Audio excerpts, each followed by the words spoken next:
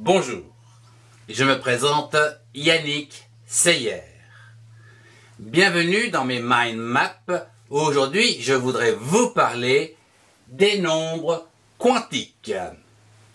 Les mind maps peuvent servir dans vos fiches de révision et s'avérer bien utiles dans la compréhension générale, globale d'un sujet afin de répondre beaucoup plus facilement au QCM lors d'examens ou concours. Voyons cela au travers le cours. Voyons aujourd'hui les nombres quantiques. Ici, je vous ai marqué NB pour nombre et QTQ pour quantique. Vous avez tous remarqué que les abréviations sont très pratiques. Q pour quand, qui, que, quoi. T pour ti ici et Q pour que. Quantique. Bien.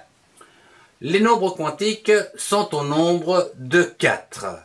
Ou ici, nous pouvons dire que les trois premiers N, L, M sont caractéristiques de l'orbital atomique, quant à S est une caractéristique plus de l'électron. Nous verrons ça dans quelques instants. Commençons par le premier nombre quantique, N, qui lui est dit nombre principal.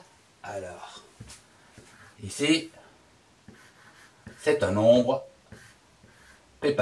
principal. Alors, ce nombre principal, N, à quoi correspond-il? Eh bien, prenons un atome avec son noyau, ici, et donc, tout autour de ce noyau gravitent, comme nous l'avons vu, des électrons. Ces électrons gravitent sur des couches. Alors, ici, le nombre principal, donc c'est N.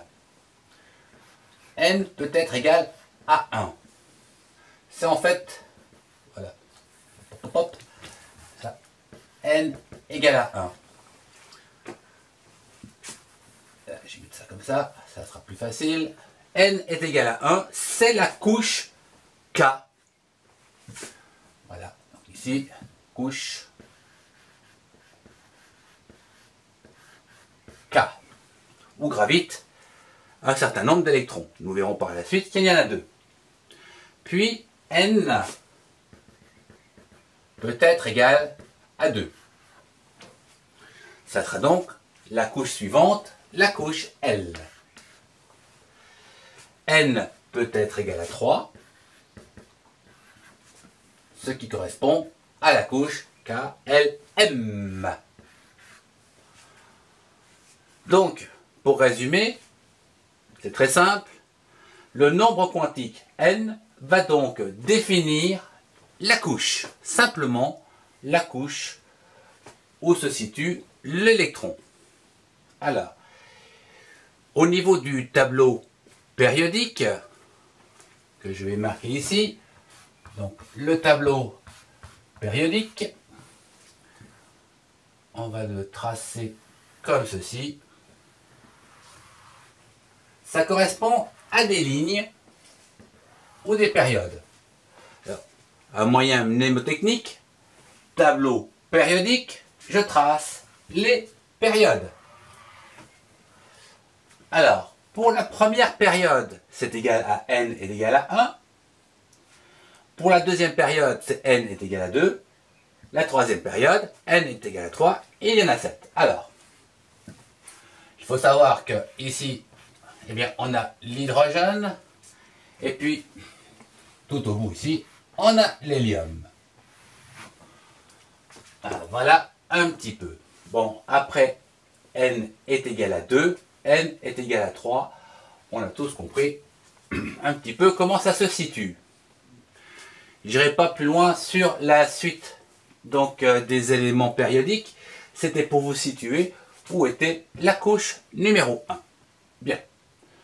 Passons à présent au deuxième nombre quantique, L, qui est dit secondaire. D'accord. Alors, celui-ci, c'est le secondaire. Alors, NB, voilà, le nombre secondaire. Voilà, le nombre secondaire. Alors, à quoi ressemble-t-il ce nombre secondaire? En fait, si ici nous avons donc réalisé les périodes, c'est bien d'avoir les colonnes.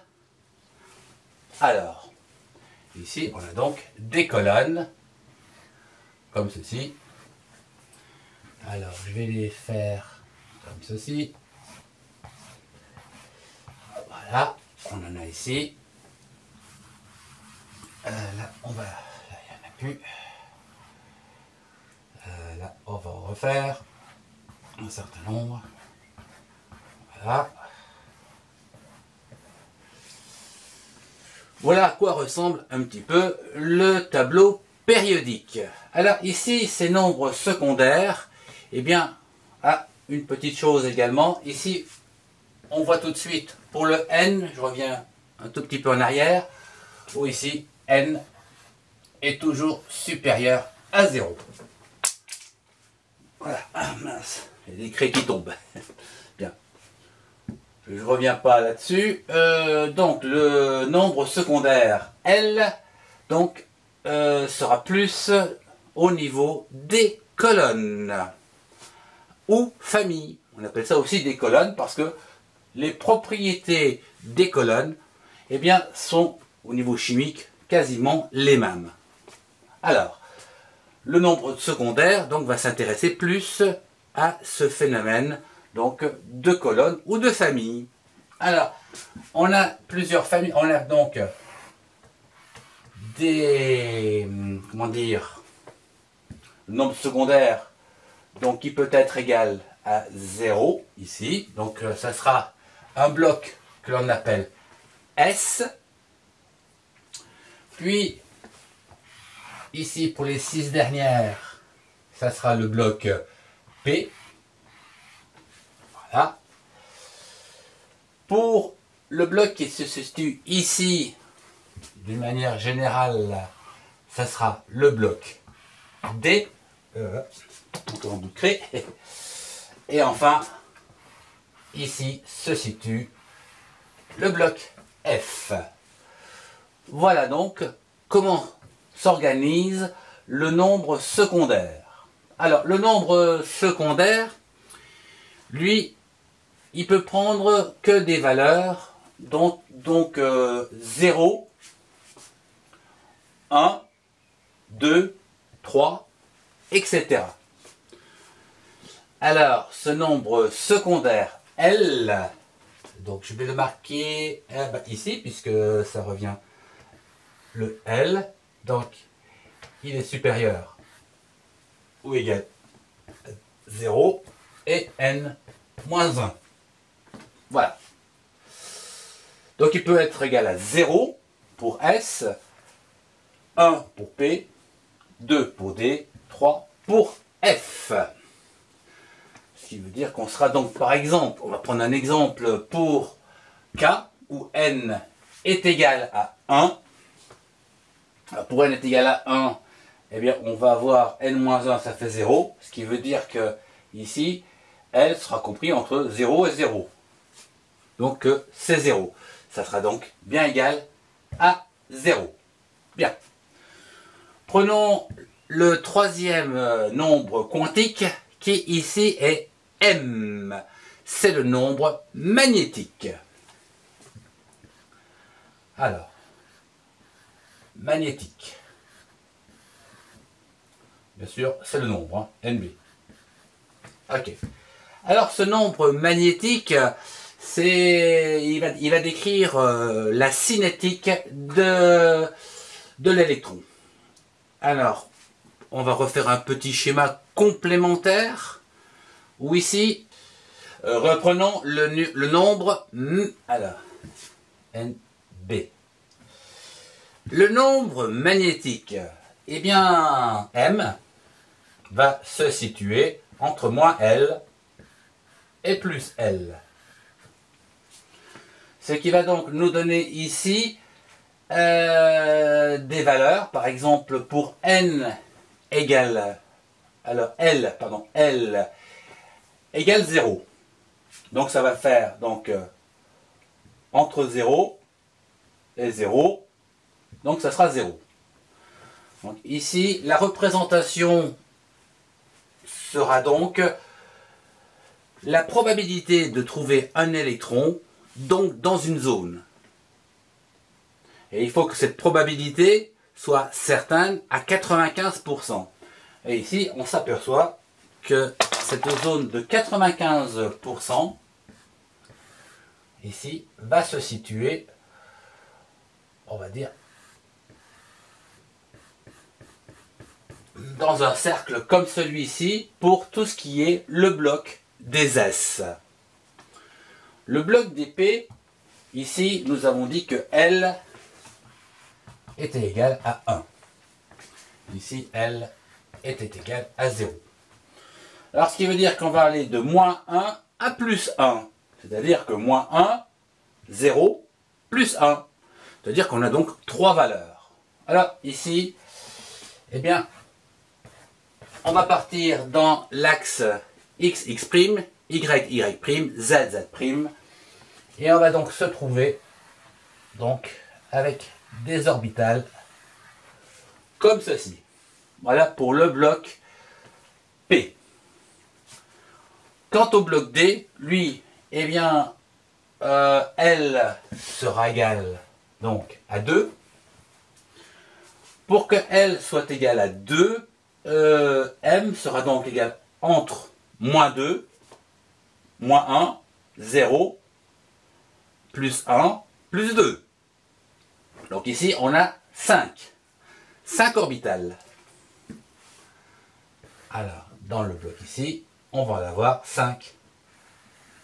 1, 2, 3, 4 et 5. Voilà. Voilà un petit peu ce qu'on attend. Après, on a le F, où ici, eh bien, à titre de démonstration, on sera donc un L de 3. Ici, L sera égal à 3, pardon. Donc, moins 3, moins 2, moins 1, 0, plus 1, plus 2, plus 3. Ici, on en aura 7. Bon, je vais schématiser. 1, 2, 3, 4, 5, 6 et 7. Voilà. Etc. Bien, on va s'arrêter ici pour ce nombre magnétique. Tout le monde a bien suivi. Le cheminement jusque... Enfin, pour les nombres quantiques de n à m, eh bien, il s'intéresse, disons, à ce qu'on appelle l'orbital atomique. Je vais marquer ça ici. Donc, une autre couleur, que tout le monde voit bien. Alors, cette partie-là, voilà, toute cette partie ici, on s'intéresse à l'orbital, je marque ici, orbital atomique, OA. Là aussi, c'est une abréviation, mais on la trouve partout. Donc, il faut la connaître, elle est importante. L'orbital atomique. Intéressons-nous maintenant à au quatrième nombre quantique, le spin. Alors, le spin, je vais le marquer en vert. Alors, est-ce que j'ai du vert? Voilà, du vert. Ici, c'est le spin.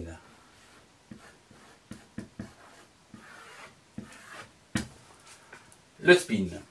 Alors, le spin, lui, eh bien, c'est très simple. Il ne peut avoir que deux valeurs, moins 1,5 ou plus 1,5. Voilà, donc ces valeurs, c'est moins 1,5 ou plus 1,5.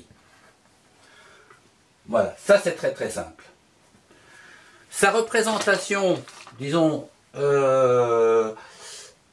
si on intègre donc le spin au niveau du tableau périodique, enfin du moins des orbitales atomiques, ça donnerait une représentation donc au niveau des électrons